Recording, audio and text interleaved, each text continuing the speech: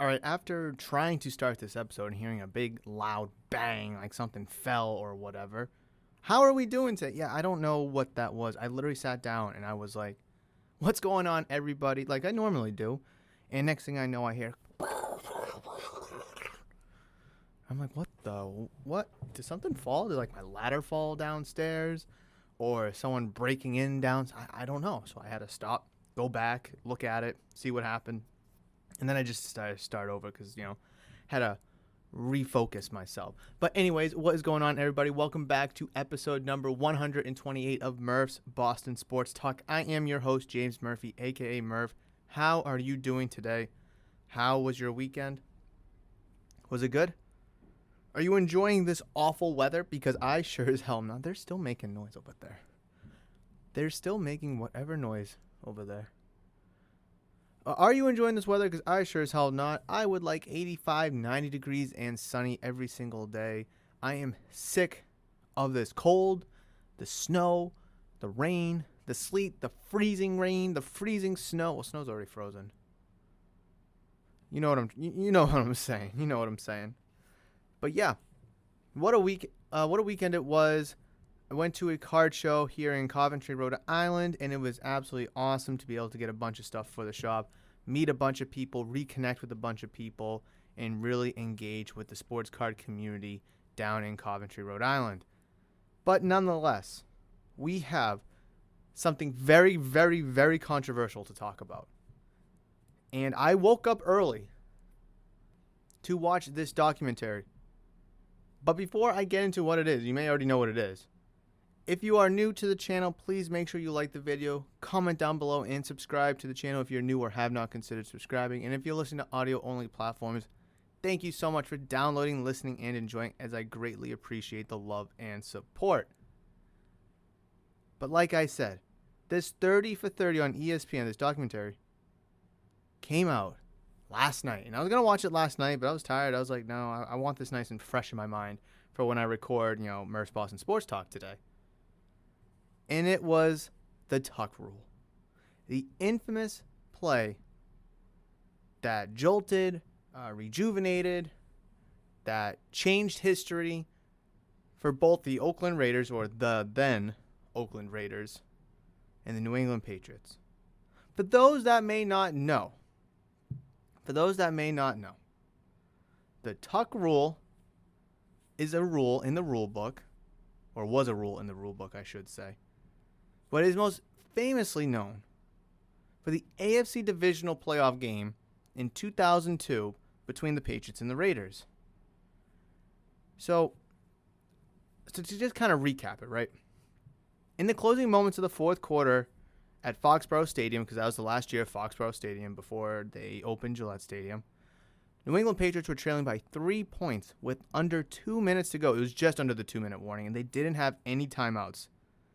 I want to say they were, I was just watching it today. Where were they? Like the 45-yard line, maybe, of the Raiders. And Brady dropped back to pass, takes the ball in the gun, drops back to pass. And here comes Charles Woodson on his front side. Not his blind side, his front side. And he goes to sack him. And then in the blink of an eye, it's the strong side, not front side. Strong side. Ball drops out. Fumble. Raiders recover it. It was like a minute and 50 left in the game. Patriots had no timeouts. Raiders basically just sealed the game. Then, the play went under review. Under 2 minutes, all reviews come from upstairs. So they went to go review it. And after review, referee Walt Coleman reversed the call, declaring the play was an incomplete forward pass, and the possession went back to the New England Patriots. And then, Patriots marched down the field a little bit more. They kick a 45-yard field goal.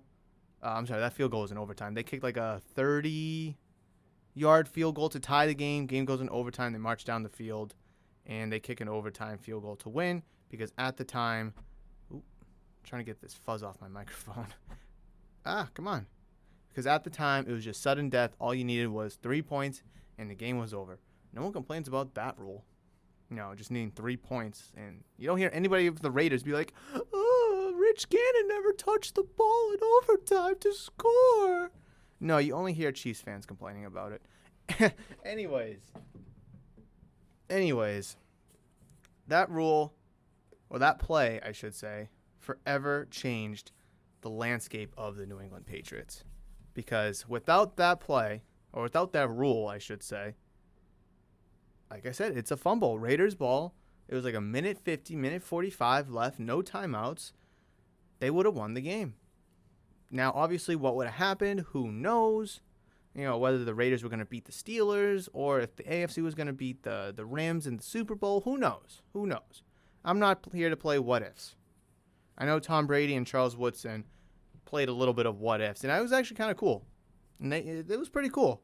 I mean, Brady said some things that was very eye-opening to me, and I'll get into that in a little bit. But the thing that was like really, I don't want to say shocking, but it was just like, bro, like you don't know. Like was Charles Woodson. I love Charles Woodson. I'm a big fan of him. I think he was one of the best defensive backs, whether he was playing corner, strong safety, that the league has seen in a long time. And deservingly went into the Hall of Fame last year. But like he was saying like, oh, we weren't going into that game fearing the weather. We were ready to go in there and raid. It's in our name, the Raiders. And I was coming off the edge. I knew I was going to sack you and that was going to be the game. And when the ball popped out, we were like, oh, going to Pittsburgh. And if we went to Pittsburgh, we were going to beat them, and then we were going to play the Rams in the Super Bowl, and we were going to win that, and we would have went back-to-back because we would have kept the team together. So we would have beat the Bucs in the Super Bowl in 2002, because the 2002 Super Bowl, the Buccaneers beat the Raiders in that Super Bowl. So it's like, bro, you just don't know that. I mean, you just don't know that. That Steelers team in 2001 was damn good. That defense was disgusting. Like that Steelers defense. As much as I hate the Steelers and their fan base, I don't hate them. They're just kind of annoying. That Steelers team in 2001 was good, and I do think that Steelers team would have beat the Oakland Raiders. And then obviously in the Super Bowl between the Rams and even the Raiders or the Steelers, I don't know. But you can't just go out there and say like, oh, we would have beat the Steelers, we would have beat the Rams. Like, you just don't know. Like, in 2010, the Super Bowl between I can't think of it, the Cardinals and the Steelers. Like, the Patriots had probably the best team that year, right? They had the absolute best team that year. And they lost in the divisional round to the Jets. But I'm not sitting here saying, like, oh, if we beat the Jets, we would have beat the Steelers and we would have beat the Cardinals. Like, I know that for sure. Like, I'd like to think that. And that is what I think, but that's not a guarantee, because the Steelers were good that year. Obviously, they won the Super Bowl. The Cardinals were good that year. Obviously, they made it to the NFC title game. Like, in 2015, when the Patriots lost to the Broncos, like, I'm not going to sit here and say that, like, they would have beat the Panthers that year. You get the point. So that was, like, really the only thing that was just kind of, like, annoying on Charles Woodson's part. But other than that, the breakdown between Brady and Woodson was really, really good. So, what are my thoughts on the tuck rule? My thoughts on the tuck rule is, given what the rule was at the time, because that rule has been since abolished, as of 2013, the NFL got rid of that rule. And I guess when you look at it now, that play, in 2022, that's a fumble. But that's 2022 without the tuck rule. But in 2002, with that rule in effect, I mean, that's the rule. I'll read you the exact rules, word for word, at the time. So, the rule was used from 1999 until 2013. And it's been a thing for decades. For decades upon decades. However, it was never really a in the rule book rule. Obviously, we see a quarterback drop back. We're always looking on the screen, when he gets strip sacked. Is his arm going forward? Is the arm going forward? Where's the ball, and is it past his helmet? Because if the quarterback cocks his arm back and he gets strip sacked, it's a fumble. Yes. And when his arm's moving forward and his hand and the ball are at the same plane or past his helmet, and the ball comes out, it's an incomplete pass. That's what we know the rule as today. That's what the rule has always been. However, there's that kind of weird gray area where your arm is still moving forward, but you're not throwing the ball, and the ball comes out, hence the tuck rule. So let me read what the rule was. NFL Rule 3, Section 22, Article 2, Note 2. When an offensive player is holding the ball to pass it forward, any intentional forward movement of his arm starts a forward pass, even if the player loses possession of the ball as he's attempting to tuck it back toward his body. Also, if the player has tucked the ball back into his body and then loses possession, it is a fumble. Okay, so as the rule states and as we saw the play, let's break this down. I'm going to insert, players' names and team names into the rule to kind of make it more sense. Now, obviously, the younger generation that's listening to this episode may have no idea what I'm talking about. So if you don't, please go YouTube the tuck rule game. Just type that into YouTube, the tuck rule game, and it will pop up. Type in Patriots, Raiders, tuck rule, Brady, Woodson, tuck rule. Just type in the tuck rule, and it'll pop up. Now, obviously, for the older generation, people that watched it live, were at the game, or simply know about it, you know what I'm talking about. And actually, speaking of that, I do want to hear your thoughts down below, because I know not everyone that listens to Murph's Boston Sports Talks is a Patriots fan. I know there's a bunch of, Giants fans, there's a bunch of Cowboys, and some Steelers. I already, made fun of them.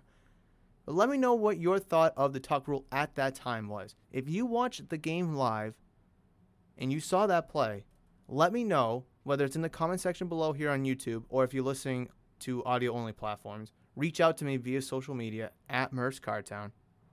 Let me know what you initially thought was the ruling on the play. You initially thought. Then, I also want you to say, do you agree with the call that was ultimately stood on the field? So obviously, bang, bang, live action, it looks like a fumble. You slow it down, you look at the replay, the rule at the time, it's deemed an incomplete pass. But do you agree with that, though? That's what I want to know. So either in the comment section below or reach out to me via social media at Murph's Card Talk. So let's plug and play the information that we have. When Tom Brady is holding the ball to pass it forward, any intentional forward movement of his arm starts a pass, even if Brady loses possession of the ball as he's attempting to tuck it back towards his body. Also, if the player has tucked the ball into his body and then Charles Woodson hits him, losing possession, it's a fumble. So obviously you kind of need the play to kind of, work with the text here. Brady drops back into the gun. Woodson's coming on the strong side blitz.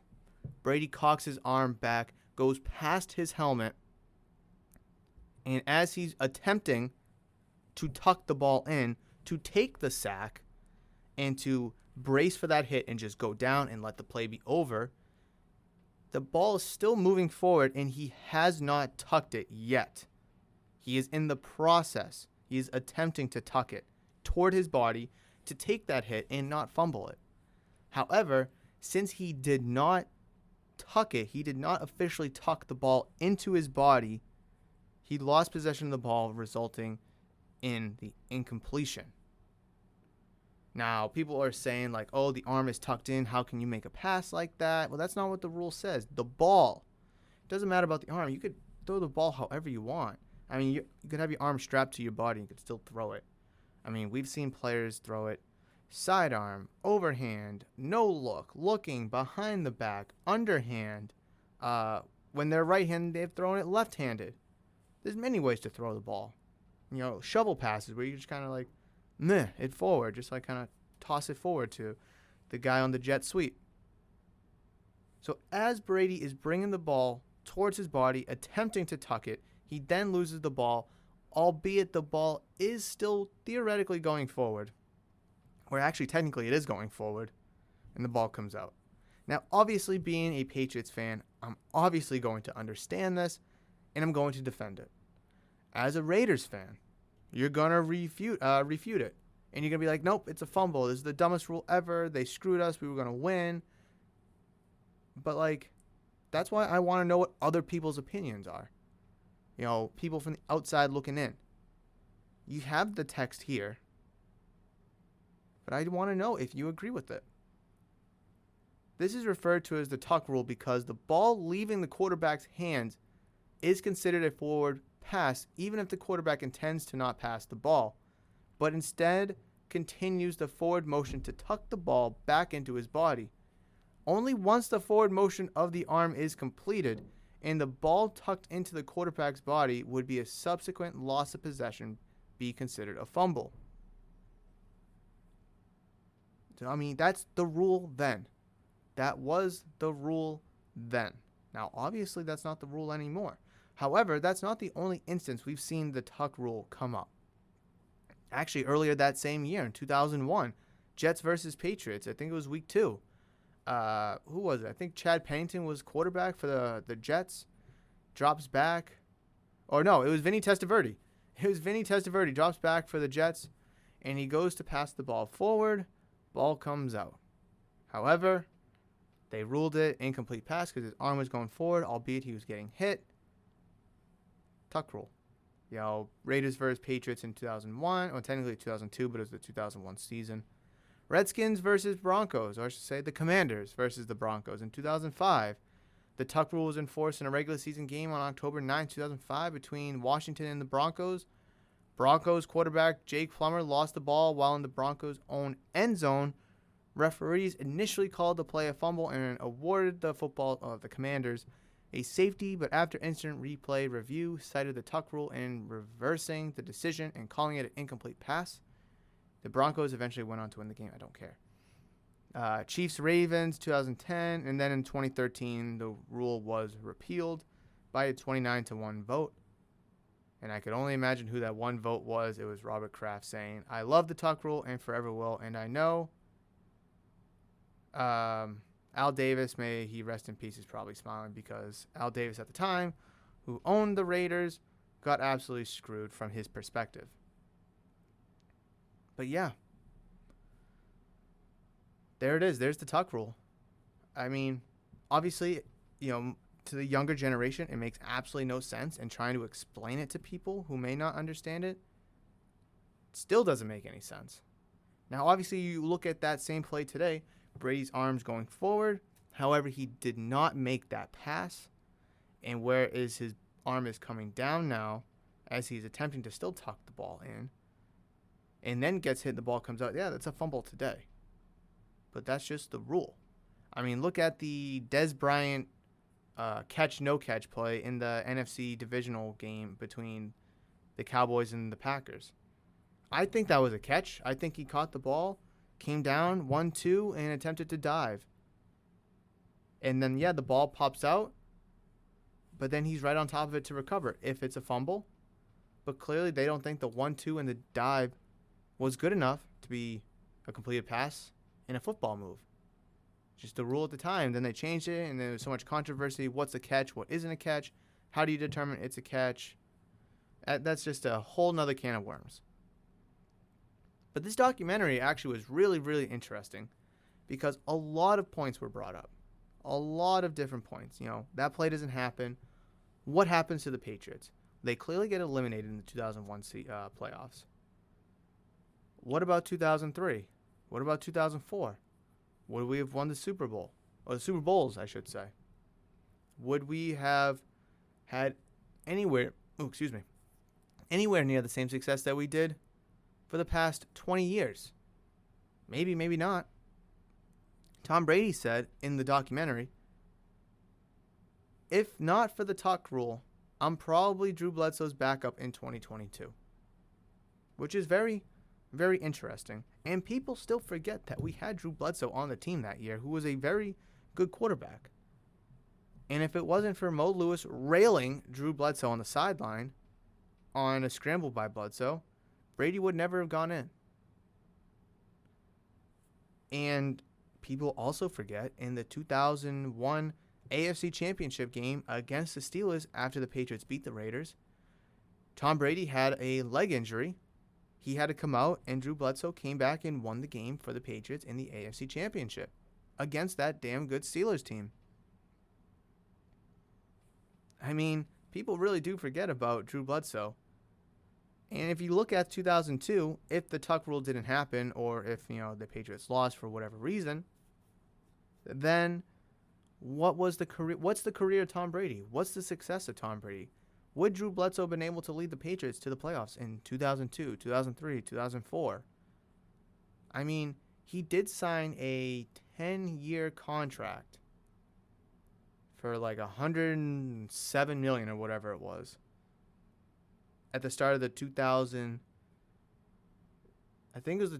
season. 2000 or 2001 season is when he did sign that contract.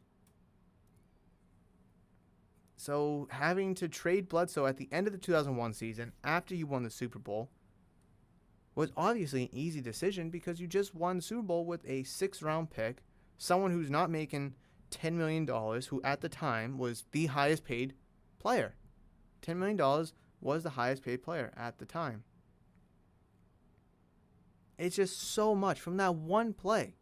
And in the documentary, you see Brady, you see Brewski, McGinnis, Troy Brown, all talking about, like, what happened? Like, could this have happened? Could that have happened? Like, where would we be today? And then, obviously, there was some Raiders players, too. Like, oh, we got screwed, da-da-da-da.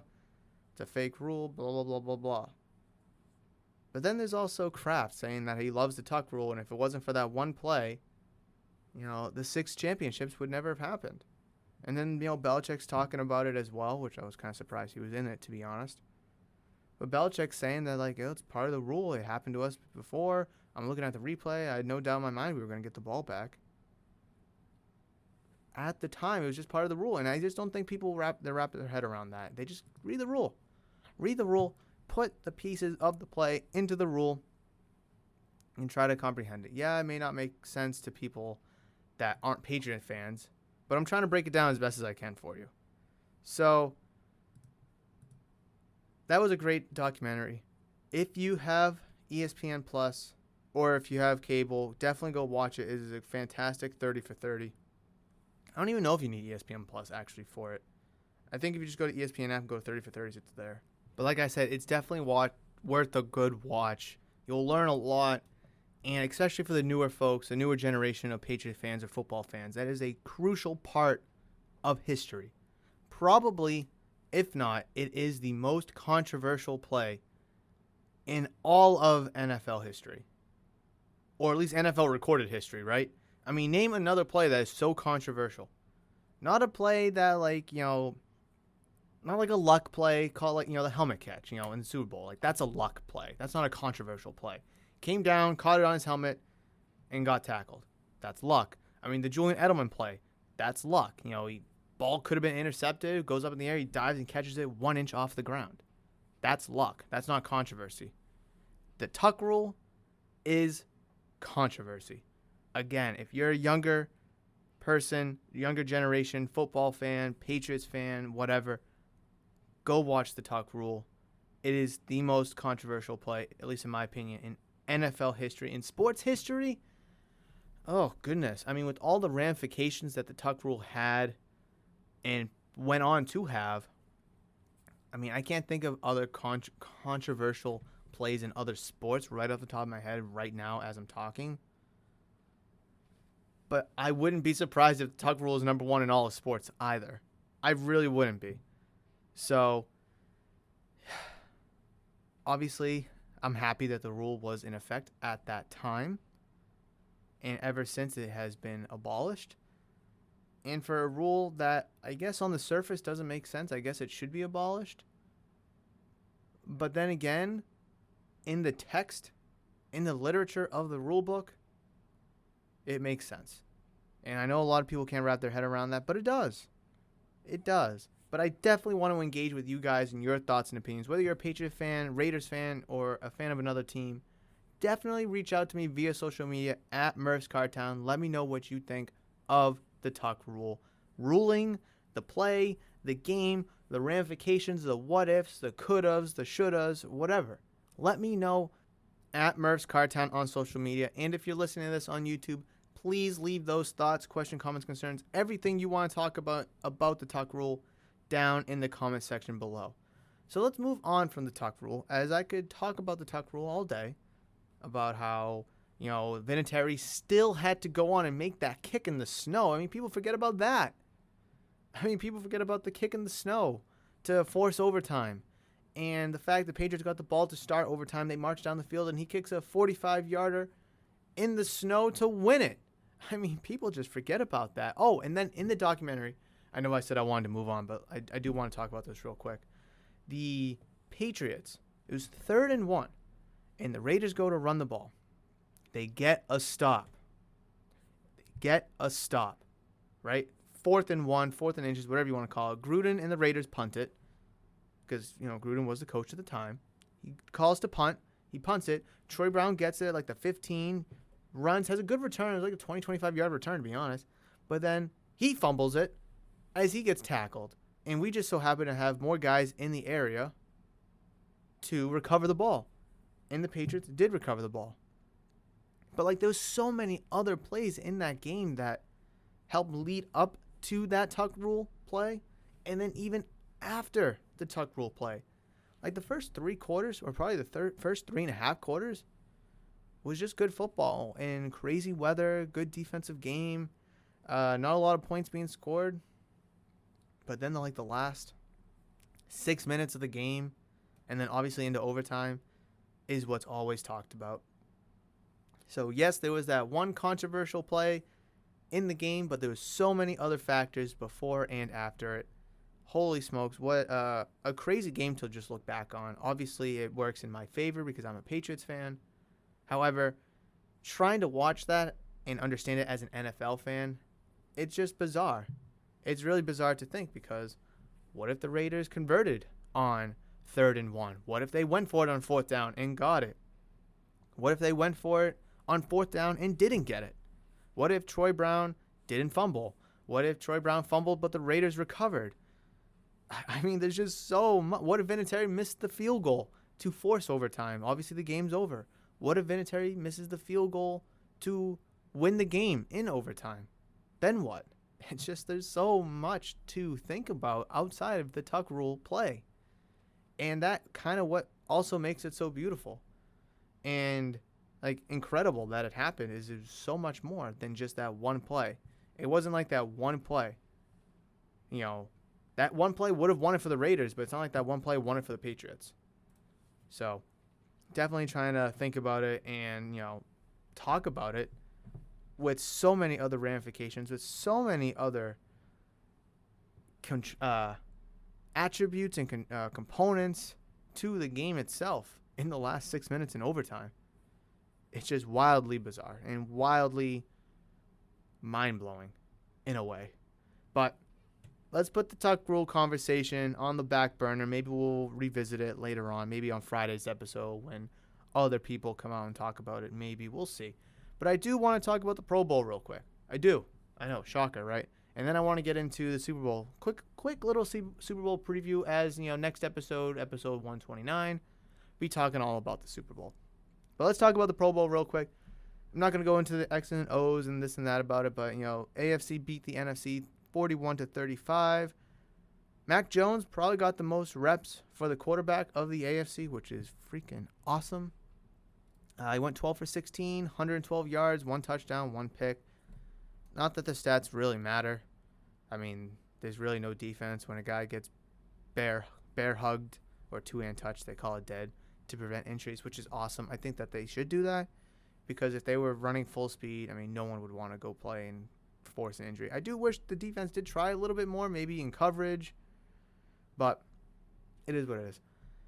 Mac Jones, 12 for 16 with some good receivers, finding Mark Andrews on a threading the needle type of ball, finding Hunter Renfrow in the back of the end zone, again, threading the needle. It's good to see what Mac Jones was able to look like with a all-star cast of players around him, such as Andrews, Renfrow, Deontay Johnson, Nick Chubb, Diggs, Tyreek Hill, Travis Kelce. The list goes on and on and on of great players that were there. But one name that does stick out to me is Hunter Renfrow, because he is a free agent at the end of the season. Oh, season's over. He is a free agent, right? He's a free agent once the Super Bowl is done and played. And he had a Pro Bowl caliber year. He was one of the main reasons why the Raiders got to the playoffs and was in the wild card game for so long. They almost won the game against the Bengals. And at the beginning of the season, it was him and Ruggs with Darren Waller. That's a really good 1-2-3 punch right there. Plus, you have Josh Jacobs in the backfield. I mean, that's a pretty solid core of skill players. Then, Ruggs, the whole situation with Henry Ruggs happens. Darren Waller's in and out of the lineup and mostly out of it. Josh Jacobs couldn't get his legs going on the ground, but still had a decent season. So the guy for the Raiders was Hunter Renfrow. And we saw the type of season he had. He's a great slot receiver. I mean, he can return punts. He had that fantastic play on the fake punt. I forget who it was against. Cowboys, maybe? Was it Thanksgiving? I'm not exactly sure. But he lines up to take the punt return. And he kind of sees, that's a fake punt. The ball gets snapped, and he's rushing. He is running from 50 yards back to get up to the gunner who catches the ball from the punter and tackles him. And I forget if he was either short or if it was incomplete. But it was a fantastic 100% all-out effort kind of play. Perfect play from him. Again, to go along with his Pro Bowl caliber receiving season, his punt return stats, his just high motor, his energy, his work ethic, his obviously, 100% all-out effort on every single play. Sounds like the perfect Patriot to me. And I'm hearing links and rumors that he's connected to the Patriots. Not he's connected to the Patriots, but Patriots and Renfrow, there could be a connection there. Obviously, there's going to be nothing to start right now because the Super Bowl needs to be finished. And obviously, we need to get into free agency in March. But hey, if you can bring in Hunter Renfrow to be a slot guy, then you have Jacoby Myers on the outside, who was playing slot. So I guess, having Myers as a secondary slot guy, but he probably should be more of an outside guy, I think. Kendrick Bourne on the outside. Nelson Aguilar can see you later, head to the moon. I don't care. I'm done with you. You're a waste of money. Then you got Hunter Henry. Hopefully Jonnu Smith can figure his shit out. And plus the backfield that you have, that's pretty good. To go along with rumors you're hearing Calvin Ridley being possibly linked to the Patriots. I mean, stud, top 5 potential wide receiver. Had a down year for the games that he did play, and then, he stepped away for mental health issues. So could the Falcons be looking to trade him? And if so, what's his trade value because of the mental health aspect of it? Which it shouldn't be in consideration, but from a business perspective, it is. I've heard the Patriots name linked to Ridley numerous times, which would be freaking awesome. You bring in Renfrow, you bring in Ridley, you have your slot guy, you have your top 5 receiver guy, and then you got Jacoby Myers, and you have Kendrick Bourne to fill in the other holes, plus Hunter Henry, plus Jonnu Smith, plus your running backs. That is a great damn receiving core. That is what the offense needs, and that is what Mac Jones needs. Wow. I was thinking about it in the car ride here to the shop, and I was thinking about the whole Hunter Renfrow piece because I was listening to it on the radio. And then it dawned on me. It's like, oh my goodness. Calvin Ridley has been linked to the Patriots too. Alabama guy, big fan of his play, puts up good numbers. Wow, this could actually be a damn thing. Now, obviously, Ridley will have to get traded to the Patriots, and Hunter Renfrow can sign with the Patriots. So, Renfrow coming to the Patriots via free agency is going to be a lot easier than the Falcons trading Ridley because we don't even know if the Falcons actually do want to trade Ridley.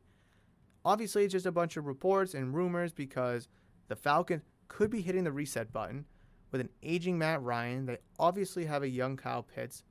Calvin Ridley's young too, but if you can get some pieces to kind of help you reset and rebuild faster, then hey, why not just move on from him? Because he's going to be asking for a lot of money very, very soon. I believe he's a free agent at the end of next season. So Falcons are going to have some question marks to face in terms of their team. And trading Calvin Ridley could be a really good spot because you'd probably get a high draft pick for him. You'd definitely get a number 1 and some if he was healthy and performing. But since the mental health issue where he stepped away, where is his trade value? Well, that's for someone else to figure out. But it was nice to see, all the stars of the NFL, or just about all the stars from the NFL, playing in one game and having some fun over the course of Pro Bowl week. However, we do have more to talk about. We don't have just the Pro Bowl to talk about. I do want to talk about the Super Bowl, though. Super Bowl 56 between the Los Angeles Rams and the Cincinnati Bengals at SoFi Stadium in Englewood, California. But Los Angeles, home of the Rams, home of the Chargers, too. What do we expect? And I want to dive well more into this on Friday's episode as well. But what can we just initially expect as we're now in Super Bowl week? Well, I expect there to be a lot of offense. I do. I think it's going to be a really offensive-heavy kind of a game because both offenses are dynamite. They're good. They're electric. They can move the ball fast. They can put up points fast. And, yes, the Rams do have a better defense, which will have a much better chance to slow down the Bengals' offense compared to the Bengals' defense attempting to slow down the Rams' offense. But Joe Burrow, the way he's been playing, Jamar Chase, Joe Mixon, T. Higgins, and you can't forget Tyler Boyd as well, that team is good. And C.J. Uzomah, if he's healthy, which he should be healthy to play in the Super Bowl, I mean, the Bengals have a good shot at doing this, at least sticking up, at least staying within the game, pound for pound, punch for punch. If the Rams score a touchdown, the Bengals can score one too. It's not like they're being carried by their defense or they have no offense. They have an offense. I think the biggest question mark for the Bengals is going to be, can they slow down the Rams' offense? Because I know, or at least I can believe that the Rams will be able to slow down the Bengals' offense. Well, I think it will happen on some drives, yeah. And I think on some drives, the Bengals will just be able to score in like 5 plays. But can the Bengals slow down the Rams' offense? That's probably, for me at least right now, as I sit 6 days away from the Super Bowl, the biggest question. Can the Bengals slow down the Rams' offense? I think, so they were able to slow down the Chiefs' offense in the second half. The first half of the AFC title game, it looked terrible. Absolutely terrible. However, that second half, they only gave up 3 points. Let me double check. 3 points, right? Let me see. I got to go back. I want to say it was only 3 points. Yeah, it was just 3 points in the fourth quarter. That was it. Which is pretty damn impressive against Patrick Mahomes, Tyreek Hill, Travis Kelce. So, will the Bengals be able to do similar to the Rams? I don't know. Because let's say the Bengals go down 21-3 against the Rams. Okay? The Rams and the Chiefs offense, fairly similar. I think I'm going to favor the Rams here. The Rams defense compared to the Chiefs defense in slowing down the Bengals from coming back from 21-3. I'm going to obviously favor the Rams because they have a legitimate defense, whereas the Chiefs have a shitty defense. Just going to be blunt about it. Their defense sucks. So the Bengals being able to come back from 21-3 against the Chiefs, yes, that was a fantastic comeback. However, it's not hard to believe. So the Bengals offense gets to a slow start in the Super Bowl, and they get behind early. I just don't think they'll be able to come back, though, from 21-3 if they do find themselves in that position against the Rams. I mean, I know people have doubted them pretty much all season and all playoffs for sure. Whether it was against the Raiders, whether it was against the Titans, or most recently against the Chiefs. So I don't want to count them out if they do get down 21-3. Because let's not forget, in the NFC divisional game, the Rams had a 27-3 lead over the Buccaneers. Albeit it was Tom Brady was the quarterback, but Buccaneers' weapons were all injured, dinged up. All they had was Mike Evans and Gronk, who was, he's still a shell of himself. He's 33 years old. So they gave up. I mean, granted, still Tom Brady, and you can't count out Tom Brady. But, the Rams' defense also blew a 27-3 lead. So is it possible that the Bengals could come back being down 21-3? in the Super Bowl? Yeah, it's possible. Again, they were able to come back against the Chiefs. You can't count out that Bengals high potent offense. The Rams blew a 27-3 lead against the Buccaneers a few weeks ago. It's just there's so many variables and factors, and yeah, it's still early, but these are things we need to consider because a lot of people are picking the Rams, and deservingly so. The Rams should be picked, but the Bengals should not be ignored in this game. Now, I don't know who I'm going to pick. People keep asking me, who am I picking? Who am I picking? And I keep telling them every time, I'm like, I don't care. I really don't care. I enjoyed watching the Bengals beat the Chiefs, and I was able to sit back and relax and enjoy that 49ers-Rams NFC game.